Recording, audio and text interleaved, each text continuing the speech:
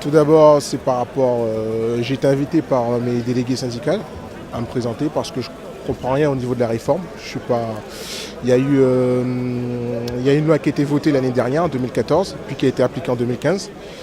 Et je me suis senti concerné concernant le RH et puis tout ce qui suit. Je pense que j'ai été assez informé et puis c'est vrai que moi aussi j'ai fait la démarche quand même de suivre un petit peu l'affaire et de me renseigner justement à ce niveau-là. Maintenant derrière par rapport à la communication, c'est vrai certes la communication elle a bien été faite, mais il y a pas mal de jeunes justement dans notre atelier qui ont toujours du mal justement à comprendre justement le pourquoi du comment de cette grève en question et le pourquoi du comment de la réforme, d'où la raison pour laquelle on est pas mal de jeunes qui ne vont pas dans ce sens-là, quoi. Et moi, je suis usagère du service public, donc c'est pour ça que je suis là aujourd'hui. Et deux, pour la réforme du ferroviaire, puisque je considère que cette réforme va poser énormément de questions quant à la sécurité des passagers, mais aussi au comité d'entreprise de la SNCF, etc., etc. Donc en tant que juriste et en tant que particulièrement sensible à la question du droit du travail, c'est normal que je sois là aujourd'hui. Ah oui, on la voit vraiment parce que on est de plus en plus en accueil, hein. Donc ce qui n'est pas logiquement notre tâche. On est censé être dans les trains et on est de plus en plus à faire le pic en accueil et c'est pas forcément ce qu'il y a de mieux à faire.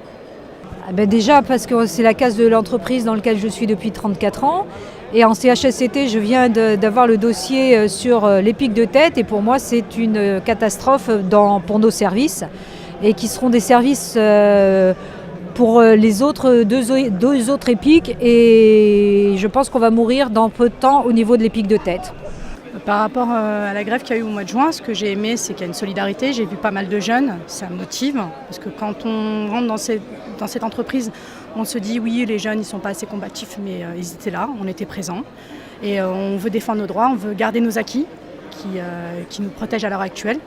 Et par rapport au fait que la direction a essayé un petit peu de casser cette grève en menant par exemple une petite campagne avec les gilets rouges, tout ça, malgré tout on a vu qu'ils étaient en difficulté parce qu'ils se sont quand même rendus compte que c'était la première fois qu'ils ont mis en place pas mal de renforts, pas mal de dispositifs pour essayer de pallier les absents. Donc ça nous a quand même fait plaisir en se disant voilà, on les a touchés quand même. Je pense que les actions ont été très bien menées.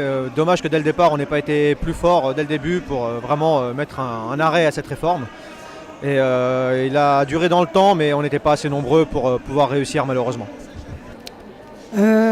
Oui, on les ressent parce qu'ils nous demandent en tant qu'agent commercial sur le terrain de faire plus de choses, même des choses qui ne sont pas notées sur nos postes de travail. En fin de compte, ce qu'on faisait auparavant avec 3 agents, maintenant un agent fait tout ça. On doit être commercial, on doit faire de l'accueil, s'occuper des machines.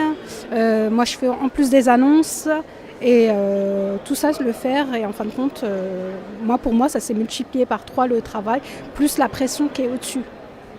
Alors je pense que ces actions ont eu un grand succès sur le coup, mais on n'a pas encore eu les effets escomptés. Il y avait du monde, on a très bien pu constater que les cheminots étaient contre ce projet de loi.